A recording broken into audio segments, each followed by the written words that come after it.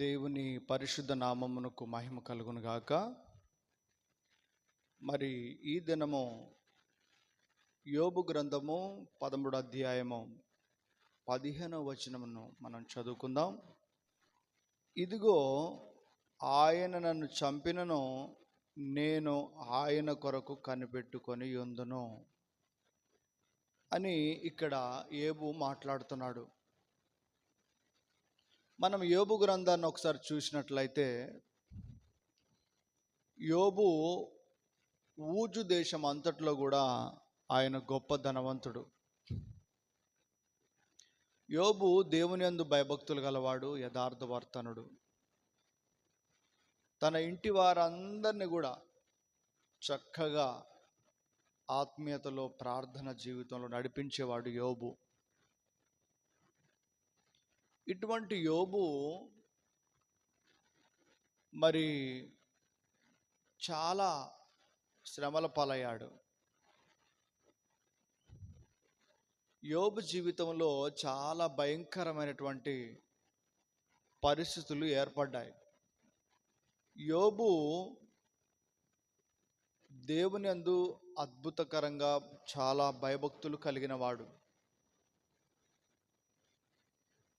ఇక్కడ ఈ వాక్యంలో యోబు గ్రంథం 13వ అధ్యాయము 15వ వచనంలో మనం చూస్తే, ఇదిగో ఆయన నన్ను చంపినను, నేను ఆయన కొరకు కనిపెట్టుకొని యుందును అని యోబు మాట్లాడుతున్నాడు. అంటే ఈ వచన భాగంలో చూస్తే యోబు తన స్నేహితులతో ఇంకా మాట్లాడుతూనే ఉన్నాడు. యోబుకు 3 స్నేహితులు ఉన్నారు. ఈ 3 స్నేహితులు యోబు సమస్తాన్ని కోల్పోయిన తర్వాత 3 స్నేహితులు యోబును విమర్శిస్తున్నారు. ఏంటి ఆ విమర్శన అంటే, నీకు ఇంకా ఏం మిగిలిందని, ఇంకా నువ్వేం సంపాదించుకున్నావని, సంపాదించిందంతా పోగొట్టుకున్నావు, మరి నీ భార్యను విడిచిపెట్టి వెళ్ళిపోయింది, నీ కుమారులు చనిపోయారు, మరి నీకున్నదంతా కూడా, నీ ఆస్తి పాస్తులన్నీ కూడా పోయాయి, ఇంకా నీకు ఏమి నిరీక్షణ ఉందని, ఇంకా నీకు ఏమి నిరీక్షణ ఉందని నువ్వు దేవుణ్ణి విశ్వసిస్తున్నావు అని యోబు స్నేహితులు యోబుతో మాట్లాడుతున్నారు, యోబును విమర్శిస్తున్నారు. అంటే దేవుడు ఇంకా నీకు ఏం మేలు చేస్తాడు, ఆయన నీకు ఏ విధంగా ఆయన సహాయం చేస్తాడు, దేవుడు నీకు ఏ మేలు చేయలేదే అని యోబు స్నేహితులు యోబును విమర్శిస్తున్నట్టుగా మనం గమనిస్తున్నాం. దేవుని బిడ్డలారా, యోబు ఏమంటున్నాడంటే, వారితో ఏమంటున్నాడంటే, ఆయన నన్ను చంపినను, నేను ఆయన కొరకే కనిపెట్టుకొని ఉంటానని చెప్తున్నాడు. నేను ఆయన కొరకే కనిపెట్టుకొని ఉంటాను అని యోబు మాట్లాడుతున్నాడు. దేవుని బిడ్డలారా, ఈ మాట పలకాలంటే కేవలం పెదవుల ద్వారా కాదు. క్రైస్తవుడా, క్రైస్తవురాలా, పెదవుల ద్వారా మాత్రమే ఈ మాట చెప్తే సరిపోదు, కానీ ఆధ్యాత్మికంగా ఒక శిఖరాగ్ర స్థాయిలో ఉన్నవారు మాత్రమే ఈ అద్భుతమైనటువంటి ఈ విశ్వాసంతో కూడిన మాటను చెప్పగలరు. యోబు అంతటి విశ్వాసం గలవారే, యోబు అంతటి నమ్మకం గలవారు మాత్రమే ఈ మాటను చెప్పగలరు. విశ్వాసంలో బలహీనులైన వారు, అవిశ్వాసంగా జీవిస్తున్న వారు, దేవుని యందు సరైనటువంటి భయభక్తులు లేని వారు ఇటువంటి అద్భుతమైనటువంటి మాటను, ఇటువంటి ఆ విశ్వాసాన్ని కనపరచలేరు. యోబు అంటున్నాడు, నేను ఆయన నన్ను చంపినను, నేను ఆయన కొరకు కనిపెట్టుకొని ఉందును అని చెప్తున్నాడు. దేవుని బిడ్డలారా, ఒక్కసారి ఈ వాక్యంలో ఉన్నటువంటి లోతైనటువంటి సత్యాన్ని మనం తెలుసుకుందాం. యోబు ఏమంటున్నాడంటే ఆయన నన్ను చంపినను అని అంటున్నాడు. ఇంతకీ దేవుడు మానవుని ఎందుకు చంపుతాడు? దేవుడు మానవుని చంపడు. దేవుడు మానవుని బ్రతికిస్తాడు. దేవుడు మానవుని కాపాడుతాడు. దేవుడు మానవుని దీవిస్తాడు. దేవుడు మానవుని ఆశీర్వదిస్తాడు. కానీ దేవుడు మానవుని చంపడు. మరి యోబు ఎందుకు ఈ మాట మాట్లాడుతున్నాడు? యోబు ఎందుకు మాట్లాడుతున్నాడంటే, ఒకవేళ దేవుడు నన్ను చంపినను అని దాని అర్థం. ఒకవేళ దేవుడు నన్ను చంపినను ఆయన నన్ను బ్రతికించగలడు అని మాట్లాడుతున్నాడు. అంటే ఆయన మాటలో ఉన్నటువంటి పరమార్థం అదే. దేవుడు నమ్మదగినవాడు, దేవుడు ప్రేమామూర్తి, దేవుని ప్రేమ శాశ్వతమైనది. ఆయన నన్ను ఒకవేళ చంపినను నేను ఆయన కొరకు మరణించడానికి సిద్ధంగా ఉన్నానని చెప్తున్నాడు. దేవుడు ఏ మానవుణ్ణి చంపడు, కానీ ఒకవేళ ఆయన నన్ను చంపినను నేను ఆయన కొరకే కనిపెట్టుకొని ఉంటానని చెప్తున్నాడు. ప్రియమైన సహోదరి సహోదరుడా, నీకు ఇంత గొప్ప విశ్వాసం ఉందా? దేవుని సన్నిధికి వస్తున్నావు, దేవుని మాటలు వింటున్నావు, దేవునితో నడుస్తున్నావు, కానీ నీకింత గొప్ప విశ్వాసం ఉందా అని దేవుడు ఈ సమయంలో మిమ్మల్ని అడుగుతున్నాడు. దేవుడు నన్ను చంపినా కానీ ఆయన నన్ను బ్రతికించగలడన్న విశ్వాసం యోబు హృదయంలో ఉంది. ఆయన నన్ను బ్రతికించగలన దృఢమైన నమ్మకం, విశ్వాసం ఆయనకు ఉంది. కాబట్టి యోబు అంత ధైర్యముగా ఆ మాటను పలుకుతున్నాడు. ఇక్కడ గమనిస్తే మరి దేవుడు కొన్ని వాక్యాలు, కొన్ని లేఖన భాగాల ఆయన మనతో మాట్లాడుతున్నాడు. ఏమంటున్నాడంటే, నేను గొర్రెలకు సమృద్ధి జీవం ఇవ్వడానికి వచ్చానని చెప్పాడు ఆయన సువార్తల్లో. దేవుడు మానవునికి ఏమిస్తాడండి? సమృద్ధి జీవాన్ని ఇవ్వడానికి వచ్చాడు ఆయన. మానవుణ్ణి చంపడానికి ఆయన రాలేదు. మానవుడికి సమృద్ధి జీవం ఇవ్వడానికి యేసుక్రీస్తు ఈ లోకానికి వచ్చాడు. సమృద్ధి జీవము అంటే ఎల్లప్పుడూ బ్రతికి ఉండేటువంటి గొప్ప భాగ్యమును ఇవ్వడానికి దేవుడు మరి పరలోకము నుండి ఈ భూమికి తెంచాడు. తర్వాత చూస్తే, జగత్తు పునాది వేయబడక ముందే ఆయన నిన్ను ఎరిగినవాడు. జగత్తు పునాది వేయమును, ఈ భూమికి పునాదులు వేయబడక ముందే, ఈ ఆకాశాన్ని, భూమిని, గాలిని, సూర్యుని, చంద్రుని, నక్షత్రాలను సృష్టించక ముందే దేవుడు నిన్ను ఎరిగి ఉన్నాడు. దేవుడు నిన్ను కనుగొన్నాడు. దేవుడు నిన్ను ఏర్పరచుకున్నాడు. అందుకనే ఆయన అంటున్నాడు, నిన్ను నేను ప్రేమిస్తున్నానని చెప్తున్నాడు ఆయన. దేవుని బిడ్డలారా, ఇంకా ఏమంటున్నాడంటే, నా అరచేతిలో నిన్ను చెక్కుకున్నానని చెప్పాడు.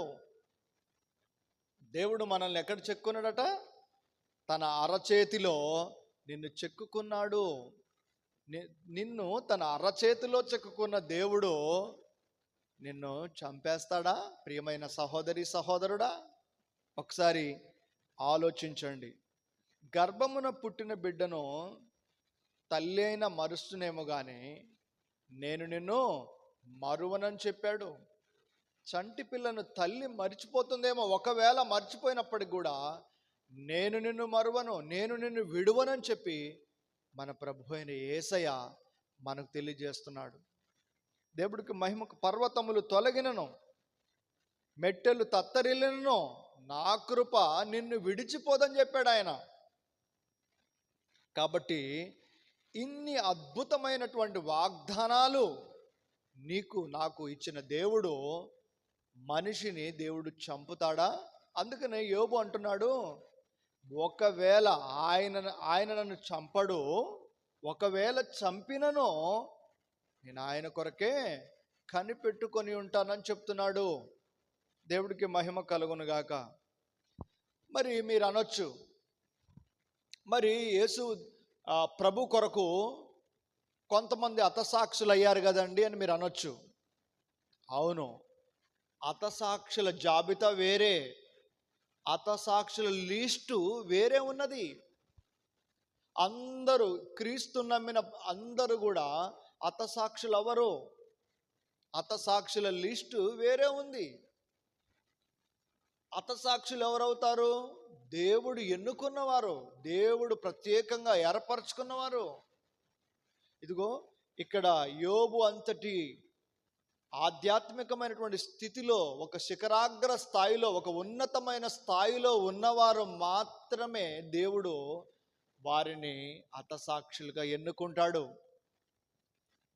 విశ్వాసంలో బలహీనులను ఆయన ఎన్నుకోడు, ప్రార్థన జీవితం లేని వారిని ఆయన ఎన్నుకోడు, భయభక్తులు దేవునందు భయభక్తులు లేని వారిని ఆయన హతసాక్షులుగా ఎన్నుకోడు. కానీ ఆయన నన్ను చంపినను నేను ఆయన కొరకే కనిపెట్టుకొని యుందును అని ఎవరైతే హృదయపూర్వకంగా యేసయ్య నమ్మి చెప్తారో అప్పుడు మాత్రమే దేవుడు అటువంటి వారిని హతసాక్షులుగా ఎన్నుకుంటాడు.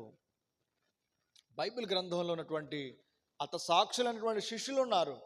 పౌలు గారు హతసాక్షి అయ్యాడు. ఎందుకంటే వారు ప్రాణాలైనా ఇవ్వడానికి వారు సిద్ధంగా ఉన్నారు కాబట్టి దేవుడు అటువంటి వారిని మాత్రమే హతసాక్షులుగా ఎన్నుకున్నాడు.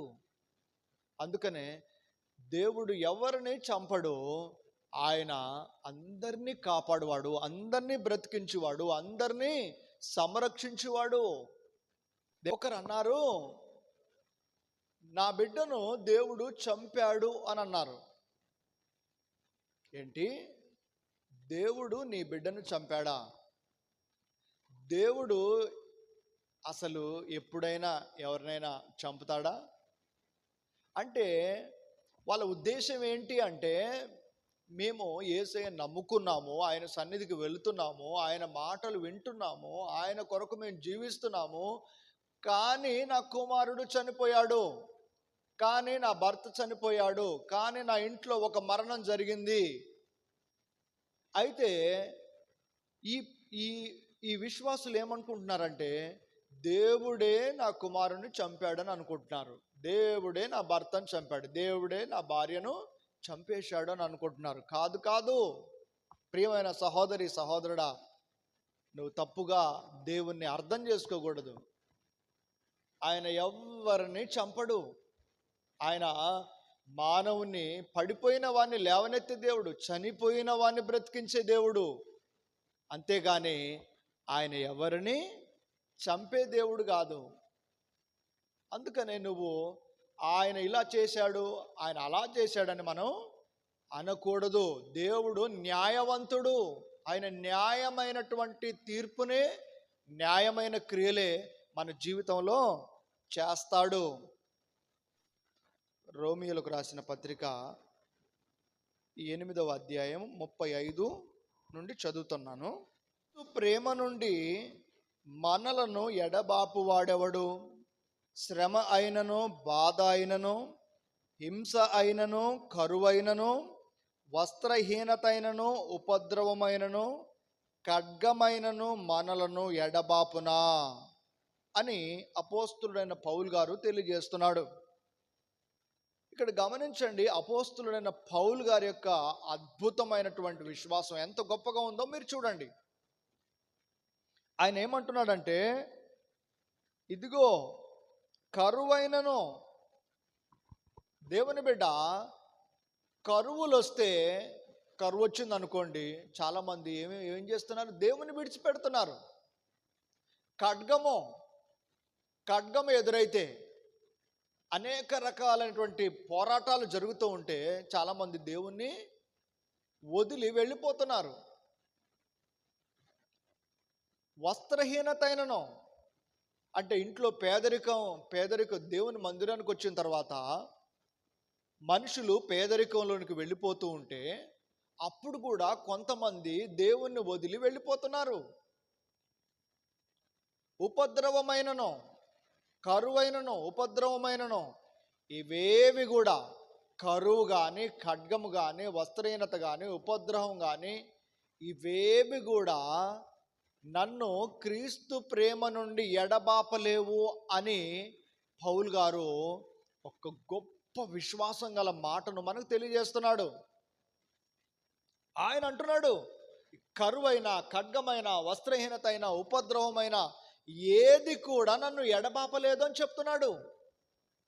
ప్రియమైన సహోదరి సహోదరుడా, నీవు ఇంత గొప్ప విశ్వాసంలోనికి వచ్చావా? ఇంత గొప్ప నమ్మకత్వంలోనికి నువ్వు వచ్చావా? ఇంత గొప్ప ఆత్మీయ అభివృద్ధిలోనికి నువ్వు వచ్చావా? ఒకవేళ రానట్లయితే పౌలు గారు అంటున్నాడు, ఇవేవి కూడా, కరువులు వచ్చినా, ఖడ్గం వచ్చినా, వస్త్రహీనత వచ్చినా, ఉపద్రవం వచ్చినా, ఏది కూడా క్రీస్తు ప్రేమ నుండి నన్ను ఎడబాపలేదు అని పౌలు గారు మనకు ఒక అద్భుతమైన స్టేట్మెంట్ ఇస్తున్నాడు. కాబట్టి ఇది గొప్ప విశ్వాసంతో మనం నమ్ముదాం. చాలామంది జీవితాలలో ఏ కష్టం రాలేదు, అయినా దేవుణ్ణి విడిచిపెట్టి వెళ్ళిపోతున్నారు. ఏ కష్టం రాకముందే దేవుడు నాకు ఆ మేలు చేయట్లేదు, ఈ మేలు చేయట్లేదు, నాకు ఇలా సహాయం చేయట్లేదు, అలా సహాయం చేయట్లేదు అని దేవుడి మీద అలిగి దేవుణ్ణి విడిచిపెట్టి వెళ్ళిపోతున్నారు. కానీ ప్రియమైన సహోదరి సహోదరుడా, అలా వెళ్ళిపోయి దేవునితో సహవాసాన్ని దూరం చేసుకుంటున్నారు. దేవునితో నువ్వు సహవాసం దూరం చేసుకుంటే ఎవరికి నష్టము? దేవుడికి నష్టమా? లేకపోతే సంఘ కాపరికి నష్టమా? లేకపోతే నీవు భయంకరంగా నష్టపోతావా? ఒకసారి ఆలోచన చేయి. దేవునితో సహవాసాన్ని కోల్పోబాకు, దేవునితో సంబంధాన్ని తెంచుకోబాకు. దేవునితో ఒడంబడిక ఒప్పందం చేసుకున్నావు. బాప్తిస్మం పొందినప్పుడు ఏం చెప్పావు? నేను ఆయన కొరకే, నా జీవిత కాలం అంతా నేను ఆయన కొరకే బ్రతుకుతానని చెప్పావు. నా జీవితం అంతా ఆయన కొరకే జీవిస్తానని చెప్పావు. కానీ ఇంకా అంత పెద్ద కష్టం ఏది రాకపోయినా, అంత భయంకరమైన సమస్య నీకు ఏది రాకపోయినప్పటికీ కూడా దేవుణ్ణి విడిచిపెట్టి వెళ్ళిపోతున్నావు. ఏదో చిన్న చిన్న విషయాలకే, చిన్న చిన్న సమస్యలకే ఇప్పుడే నువ్వు దేవుణ్ణి విడిచిపెట్టి దేవునికి దూరం అయిపోతే రాబోతున్న రోజులలో భయంకరమైన దినాలు రాబోతున్నాయి, శ్రమ దినాలు రాబోతున్నాయి, భయంకరమైన ఉపద్రవాలు రాబోతున్నాయి, భయంకరమైన కరువులు రాబోతున్నాయి, భయంకరమైనటువంటి పరిస్థితులు భూమి మీద నెలకొల్పబడబోతున్నాయి. మరి అప్పుడు నీ విశ్వాసాన్ని నువ్వు ఎలా కాపాడుకుంటావు? అప్పుడు నువ్వు దేవుని కొరకు ఒక అడుగు ముందుకేసి నువ్వు ఎలా నిలబడతావు? ఒకసారి ఆలోచించు సహోదరి సహోదరుడా. నువ్వు దేవుని మీద అలుగుతున్నావు, దేవుని మందిరాన్ని రాకుండా బంద్ అయిపోతున్నావు. చిన్న చిన్న విషయాలకే దేవునికి దూరం అయితే చాలా భయంకరమైనటువంటి నష్టంలోనికి వెళ్ళిపోతాం మనం. దేవుడికి మహిమ కలుగును గాక. పౌలు గారు అంటున్నాడు, కరువు నన్ను క్రీస్తు ప్రేమ నుండి ఎడబాపలేదు, ఖడ్గము నన్ను క్రీస్తు ప్రేమ నుండి ఎడబాపలేదు, వస్త్రహీనత నన్ను క్రీస్తు ప్రేమ నుండి ఎడబాపలేదు, ఉపద్రవము నన్ను క్రీస్తు ప్రేమ నుండి ఎడబాపలేదు, హింస నన్ను క్రీస్తు ప్రేమ నుండి ఎడబాపలేదని పౌలు గారు అద్భుతమైనటువంటి మాట మనకు తెలియజేస్తున్నాడు. అర్థం చేసుకుంటున్నావా? ఆలోచన చేయండి. ఆలోచన చేసి అర్థం చేసుకొని మీరంతా కూడా దేవుని తట్టు తిరిగి దేవుడిలో ఆనందించాలని ఈ మాటలు దేవుడు మీతో మాట్లాడుతున్నాడు. దేవునికి మహిమ కలుగును గాక. ఇక్కడ ఏ కష్టం వచ్చినా నేను దేవునికి దూరం కాను అనే స్థాయి చాలా గొప్పది. ఏ కష్టం వచ్చినా, ఎంత బాధ ఎదురైనా, ఎంత శోధన ఎదురైనా, ఎంత ఇబ్బంది నాకు ఎదురైనా, నేను నా దేవుని ప్రేమ నుండి నేను దూరం అయిపోను, ఆయన నుండి నేను ఎడబాయను, నేను ఆయన కొరకు కనిపెట్టుకొని ఉంటాను అని చెప్పే ఆ హృదయపూర్వకమైన మాట ఎంత గొప్పది. ఆ విశ్వాసంలోనికి నువ్వు వస్తున్నావా? ఆ విశ్వాసంలోనికి నీవు ఎదగాలనుకుంటున్నావా? ఆ విశ్వాసంలో నువ్వు ముందుకు అడుగులు వేయాలనుకుంటున్నావా? అయితే యోబు చెప్పినటువంటి ఆ మాట వైపు నువ్వు దృష్టి పెట్టు. పౌలు గారు చెప్పినటువంటి ఆ అద్భుతమైనటువంటి విశ్వాసం మాట వైపు నీ దృష్టి పెట్టండి. చిన్న చిన్న సమస్యలకే కృంగిపోయి, చిన్న చిన్న సమస్యలకే బలహీనరాలు అయిపోయి నువ్వు దేవుని సన్నిధికి దూరం అవ్వబాకు. పరిస్థితులను బట్టి చాలామంది దేవునికి దూరం అయిపోతున్నారు. లోక ఆశలను బట్టి ఎందుకు దేవునికి దూరం అయిపోతున్నారు? లోక ఆశలు, లోకపు కోరికలు, లోకపు నటనను బట్టి చాలామంది దేవునికి దూరం అయిపోతున్నారు. కొంతమందిని ప్రతిసారి ఎవరో ఒకరు తట్టాలి. నువ్వు మందిరానికి వెళ్తున్నావా? ఈరోజు మందిరానికి వస్తున్నావా? ఈరోజు దేవుని సన్నిధికి వస్తున్నావా? ఈరోజు దేవునితో నువ్వు ఆనందించడానికి సిద్ధంగా ఉన్నావా అని ఎవరో ఒకరు వాళ్ళని పుష్ చేస్తే తప్ప, ఎవరో ఒకరు వాళ్ళని నెట్టితే తప్ప ఈరోజు కొంతమంది దేవుని సన్నిధికి వచ్చి దేవుని ఆరాధించే పరిస్థితుల్లో లేరు. ఎప్పుడు ఎవరో ఒకరు నీ విశ్వాసాన్ని బలపరుస్తూనే ఉండాలా? ఎప్పుడు ఎవరో ఒకరు నిన్ను పురికొల్పుతూనే ఉండాలా? నీ అంతట నీవు దేవుని వాక్యాన్ని విని, ఆ వాక్యాన్ని నీ గుండెల్లో పెట్టుకొని నువ్వు దేవుడి కొరకు నువ్వు సిద్ధమైన మనస్సు కలిగి నువ్వు ముందుకు నడవలేవా? యోబు అంతటి అద్భుతమైన ఆ గొప్ప విశ్వాసంలోనికి నువ్వు రాలేవా? పౌలు అంతటి గొప్ప విశ్వాసంలో నువ్వు ఎదగలేవా? యోబు అంటున్నాడు, ఆయన నన్ను చంపినను నేను ఆయన కొరకే కనిపెట్టుకొని ఉందును అని అంటున్నాడు. దేవుని బిడ్డలారా, మనము ఒకవేళ స్థానిక సంఘం విడిచిపెట్టి ఎక్కడికన్నా దూరంగా వెళ్ళిపోయినా, ఏదో పని నిమిత్తమో ఉద్యోగం నిమిత్తమో దేని నిమిత్తమైన దూరంగా వెళ్ళిపోయినప్పుడు కూడా అక్కడ కూడా నీ భక్తిని, నీ విశ్వాసాన్ని కాపాడుకోవాలి. అక్కడ దూరం వెళ్ళిపోయినప్పుడు కూడా నీ ప్రార్థన జీవితాన్ని కాపాడుకోవాలి. దేవుడి పైన నీకున్న విశ్వాసాన్ని కాపాడుకోవాలి. నేను నా స్థానిక సంఘంలో నేను సరైనటువంటి స్థితిలో నేను లేనని చెప్పేసి బయటికి వెళ్ళిపోయిన తర్వాత నీ విశ్వాసాన్ని కోల్పోవద్దు. నువ్వు ఎక్కడున్నా, నువ్వు పనిలో ఉన్నా, నువ్వు ఇంట్లో ఉన్నా, నువ్వు మందిరంలో ఉన్నా, ఎక్కడున్నా నీ బలమైనటువంటి విశ్వాసాన్ని ఎప్పుడు నువ్వు కోల్పోకూడదని దేవుడు నీతో మాట్లాడుతున్నాడు. ఇక్కడ మనం గమనిస్తే దానియేలు గ్రంథము 3వ అధ్యాయం 16వ వచనం 17వ వచనం చదువుకుందాం ఒకసారి. శద్రకు, మెషాకును, అబేద్నెగోయు రాజుతో ఇలాగూ చెప్పిరి, నెబుకద్నెజరు, ఇందును గురించి నీకు ప్రత్యుత్తరం ఇవ్వవలసిన చింత మాకు లేదు. మేము సేవించున్న దేవుడు మండుచున్న వేడిమి గల ఈ అగ్నిగుండములో నుండి మమ్మను తప్పించి రక్షించుటకు సమర్థుడు అని ఇక్కడ షద్రకు, మెషకు, అబేద్నెగోలు నెబుకద్నెజర్ రాజుతో మాట్లాడుతున్నారు. ఏమంటున్నారు? వీరు ఇజ్రాయేలు నుండి బబులోను దేశముకు మరి ఒక బానిసలుగా కొనిపోబడ్డవారు. వీరు బబులోనులో వారు పని చేస్తూ వారు ముందుకు వెళ్తున్నారు. అటువంటి స్థితిలో ఆ దేశాన్ని పరిపాలిస్తున్నటువంటి రాజు నెబుకద్నెజరు ఒక ప్రతిమను నిలబెట్టి దానికి సాగిలపడి మొక్కమని అందరినీ బలవంతం చేశాడు. అయినప్పటికి కూడా ఇజ్రాయేల్ నుండి వచ్చినటువంటి ఈ ముగ్గురు భక్తులు ఎంత మాత్రం కూడా నెబుకద్నెజరు నీవు పెట్టినటువంటి దీనికి సాగిలపడి మొక్కవలసిన అవసరం మాకు లేదు. ఆయన అన్నాడు, మిమ్మల్ని మీరు మొక్కకపోతే మిమ్మల్ని అగ్నిగుండంలో వేస్తానని చెప్పాడు. అయితే అగ్నిగుండంలో పడిపోయినప్పటికి కూడా మేము ఆయన కొరకు మరణించడానికైనా సిద్ధంగా ఉన్నాం, కానీ మేము మాత్రం మా దేవుడికి విరోధంగా ఒక చిన్న పని కూడా మేము చేయమని అన్నారు. దేవుని బిడ్డలారా, చూడండి, ఆ ముగ్గురు భక్తులు ఏమంటున్నారు? ఒకవేళ దేవుడు మమ్మల్ని అందులో చంపేసిన, మేము అగ్నిగుండంలో మరణించినప్పటికి కూడా మేము ఆయన మాత్రం విడిచిపెట్టము అంటున్నారు. దేవుని బిడ్డలారా, నీకు ఇంతటి గొప్ప విశ్వాసం నీ హృదయంలో ఉందా?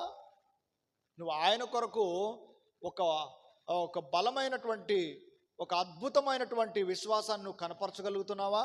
ఒకసారి ఆలోచించు. దానియేలును ప్రార్థన చేయొద్దని అన్నాడు రాజు.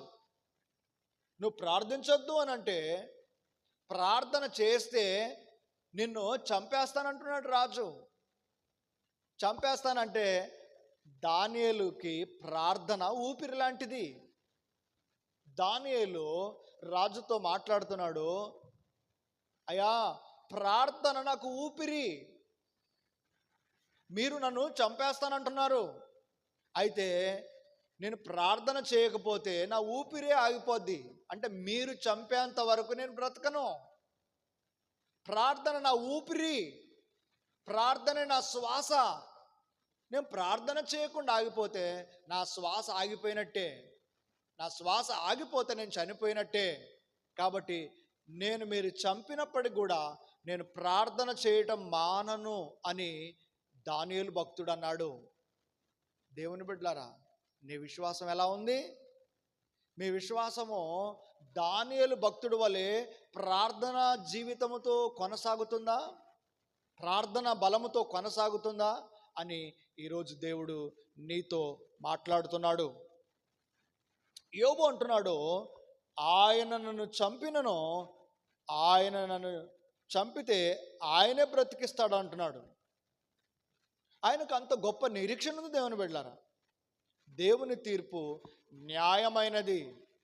అంటే దేవుడు అన్యాయంగా ఆయన నన్ను చంపడు అని చెప్తున్నాడు. దేవుడు న్యాయవంతుడు.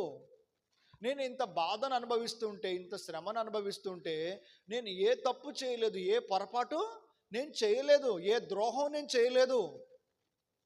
కాబట్టి దేవుడు న్యాయవంతుడు. ఆయన నాకు ఖచ్చితంగా న్యాయమైన తీర్పు తీరుస్తాడు. దేవుని బిడ్డ, దేవుడు న్యాయవంతుడు. దేవుడు న్యాయవంతుడు కాబట్టి దేవుడు నీకు ఎన్నడూ అన్యాయం చేయడు. ఒక తల్లి లేకపోతే ఒక తండ్రి తన బిడ్డలను చంపేస్తాడా? ఏ తల్లి అయినా ఏ తండ్రి అయినా తన బిడ్డలను చంపుకుంటారా? మరి ఈ లోకపు తల్లిదండ్రులే తన బిడ్డలను ఎంత తప్పు చేసినా, ఎంత పొరపాటు చేసినా వారిని చంపకుండా వదిలేస్తే, మరి పరలోకపు తండ్రి ఆయన ప్రేమ స్వరూపి, ఆయన నిన్ను నన్ను ఆయన చంపుతాడా? అందుకనే మనము ఎప్పుడు కూడా దేవుడు నాకు ఎంత కీడు చేశాడు, దేవుడు నా కుటుంబంలో ఒక మరణం జరిగింది, నా భర్త చనిపోయాడు, లేకపోతే నాకు బిడ్డ చనిపోయింది, అటువంటి మాట మనం మాట్లాడకూడదు. దేవుడు ఎవరిని చంపడు. బైబిల్ గ్రంథం మీరు పరిశీలించండి, దేవుడు ఎవరిని చంపడు. యోబుకున్న గొప్ప విశ్వాసం ఏంటంటే, మరి నేను ఆయన కొరకు బ్రతకకపోతే, ఆయన కొరకు జీవించకపోతే ఇంకా ఎవరి కొరకు బ్రతకాలి, ఎవరి కొరకు జీవించాలి? నా నిరీక్షణ ఆధారం ఆయనే, నా తండ్రి ఆయనే, నా దేవుడు ఆయనే, నా ప్రభువు ఆయనే, నా రక్షకుడు ఆయనే. కాబట్టి నేను ఆయన కొరకు బ్రతకకపోతే ఇంకా ఎవరి కొరకు నేను బ్రతకాలి అని యోబు మాట్లాడుతున్నాడు. యోహాను సువార్త 6వ అధ్యాయము 66వ వచనాన్ని ఒకసారి చూద్దాం. అప్పటి నుండి ఆ శిష్యులలో అనేకులు వెనక తీసి మరి ఎన్నడూను ఆయనను వెంబడించలేదు. కాబట్టి యేసు అంటున్నాడు, మీరు కూడా వెళ్ళిపోవాలని ఉన్నారా అని 12 మందిని అడుగగా, సీమోను పేతురు, ప్రభువా ఎవని వద్దకు వెళ్ళుదుమో? నీవే నిత్య జీవపు మాటలు గలవాడవు, నీవే పరిశుద్ధుడవని మేము విశ్వసించి ఎరిగి ఉన్నామని ఆయనతో చెప్పెను. యేసయ్య అద్భుతాలు, సూచక్రియలు, మహత్కార్యాలు జరిగిస్తూ ఉంటే అనేకులు ఆయన వెంబడించారు. కానీ శ్రమ వచ్చినప్పుడు, కష్టం వచ్చినప్పుడు, ఇబ్బంది వచ్చినప్పుడు ఎంతోమంది శిష్యులు ఆయన విడిచి ఆయన్ని వెనుక తీసి ఇక ఆయనను ఎన్నడూ వెంబడించకుండా వెళ్ళిపోయారట. అటువంటి పరిస్థితుల్లో యేసయ్య అడుగుతున్నాడు. కాబట్టి యేసు అంటున్నాడు, మీరు కూడా, పేతురు, యోహాను, అంద్రేయ, మీరు కూడా నన్ను విడిచిపెట్టి వెళ్ళిపోవాలని అనుకుంటున్నారా, వెళ్ళిపోవాలని ఉన్నారా అని ఆ 12 మంది శిష్యులను అడుగగా, అప్పుడు సీమోను పేతురు ఏమంటున్నాడు? ప్రభువా, ఎవని వద్దకు వెళ్ళుదుమో అని అంటున్నాడు. అవును, దేవుని బిడ్డ, ఈ నీతిమంతుడైన దేవుడు, ఈ రక్షకుడైన దేవుడు, ఈ ప్రేమగల తండ్రిని విడిచిపెట్టి ఎక్కడికి వెళ్ళిపోతావు? నేను దేవుని విడిచిపెడతాను, దేవుని వదిలిపెడతానని అంటున్నారు చాలామంది. విడిచిపెట్టి ఎక్కడికి వెళ్తావు? ఈయన కంటే ఇంకా మంచి దేవుడు ఎక్కడున్నాడు? ఈయన కంటే, యేసయ్య కంటే ప్రేమగల దేవుడు ఇంకెక్కడున్నాడు? యేసయ్య కంటే గొప్ప దేవుడు ఎక్కడున్నాడు? యేసయ్యలాగా ప్రాణం పెట్టిన, ప్రజల పాపముల నిమిత్తమై ప్రాణం పెట్టిన దేవుడు ఇంకెక్కడున్నాడు? ఇంత ప్రేమామూర్తి, ఇంత దయ, ఇంత జాలి, ఇంత కరుణ, ఇంత దీన మనస్సు కలిగిన దేవుడు లోకంలో నువ్వు ఎక్కడ చూడగలుగుతావు? ఎక్కడ నువ్వు వెళ్ళి వెంబడిస్తావు? అందుకనే పేతురు ఒక చక్కని మాట మాట్లాడాడు. ఏంటంటే, ప్రభువా, మిమ్మల్ని విడిచిపెట్టి మేము ఎక్కడికి వెళ్తామో, ఎక్కడికి వెళ్ళగలమో? మీకంటే మంచి దేవుడు ఇంకెక్కడున్నాడు? మీకంటే గొప్ప దేవుడు ఇంకెక్కడున్నాడు? మీకంటే గొప్ప ప్రేమ ఇంక ఎవరిలో ఉంది? ఎవరిలో లేదు కదా. లోకములో ఉన్నదంతయు శరీరాశ, నేత్రాశ, జీవపు డంబమే కదా. లోకములో ఉన్నంత అక్రమము, అవినీతి, మోసము ఇదే కదా. ఇంకా బయటికెళ్ళి ఇంకా మేము ఎవరిని వెతకాలి? నీవే నిత్య జీవపు మాటలు గలవాడవు. అందుకనే మనుష్యుడు రొట్టె వలన మాత్రము కాదు కానీ దేవుని నోట నుండి వచ్చే ప్రతి మాట వలన జీవిస్తాడని మన యేసయ్య చెప్పాడు. పేతురు అంటున్నాడు, నీవే నిత్య జీవపు మాటలు గలవాడవు కదా ప్రభువా, మిమ్మును విడిచి మేము ఎక్కడికి వెళ్ళిపోవాలి? ఎక్కడికి వెళ్ళిపోయినా మీలాంటి దేవుడు ఇంకెవరున్నారు అని పేతురు గారి యొక్క సమాధానం ఎంత అద్భుతకరంగా ఉందో చూడండి. చాలామంది శిష్యులు చిన్న చిన్న వాటికే, చిన్న చిన్న విషయాలకే విడిచిపెట్టి వెళ్ళిపోయారట. ఒక శిష్యుడు 12 మందిలో ఒకడు యేసుక్రీస్తును అప్పగించి అతడు మరణమైపోయాడు. దేవుని బిడ్డ, ఆయన లాంటి వారు ఇంకెవరైనా ఉన్నారా? అందుకని యోబు అంటున్నాడు, ఆయన నన్ను చంపినను నేను ఆయన కొరకు కనిపెట్టుకొని ఉందును. ఆయన కొరకే కనిపెట్టుకొని ఉంటాను, ఆయన కొరకే నిరీక్షిస్తాను, ఆయన కొరకే నేను ఎదురు చూస్తానని సమస్తాన్ని కోల్పోయినటువంటి యోబు ఇంత గొప్ప విశ్వాసం గల మాటలు మనకు తెలియచేస్తున్నాడు. ఈ అద్భుతమైనటువంటి ఈ మాటలు, భక్తుల జీవితాలను మనం పరిశీలించి చూస్తే మన విశ్వాసంలో ఇంకా ముందుకు అడుగులు వేయడానికి ఈ దేవుని వాక్యం నీకెంతో సహాయపడుతుంది. దేవుడు అంటున్నాడు, ఈ తరము వారిని దేనితో పోల్చెదను అంటున్నాడు. అంటే ఈ తరము వారు ఎలా ఉన్నారు? ఈ తరము వారిలో దేవుడంటే భయం లేదు, దేవుడంటే భక్తి లేదు, దేవుడన్నా, సేవకుడన్నా, దేవుని సన్నిధన్నా ఏమాత్రం కూడా ప్రేమ లేదు.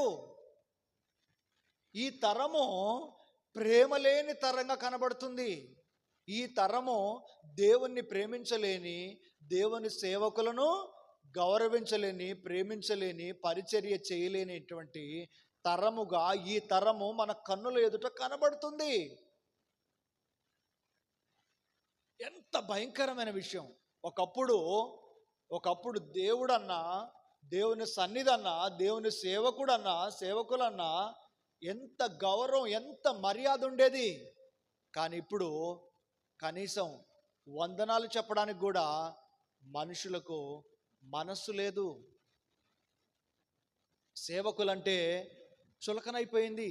సేవకుడంటే ఆ, ఏమాత్రం పట్టింపు లేదు. సేవకులంటే వీరేదో ఒక పని పాట లేని వారిగా చూస్తున్నారు. సేవకుడంటే నిర్లక్ష్యంగా చూస్తున్నారు. సేవకుడంటే ఒక సాధారణమైనటువంటి వ్యక్తిగానే చూస్తున్నారు, కానీ దేవుని పనివారని గుర్తించలేకపోతున్నారు. ఈ తరము వారు గోలికాయలు ఆడుకునే పిల్లవారి చేష్టలు చేసేవారుగా కనబడుతున్నారు. ప్రేమ లేదు. ఆ మొదటి ప్రేమను ఎప్పుడో వదిలేశారు. ఆ మొదటి ప్రేమను విడిచిపెట్టి లోక ఆశల కొరకు, లోక సంపాదన కొరకు, లోక సంబంధమైనటువంటి వాటి కొరకు పరుగులు తీస్తున్నారు.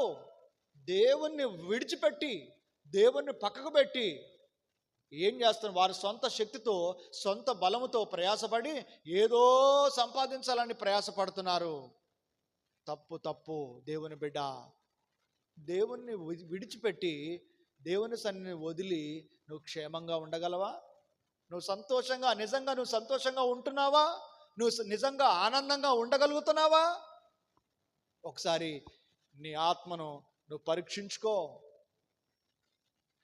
ఈ తరం ఎలా ఉంటుందంటే దేవుని ప్రేమ లేదు.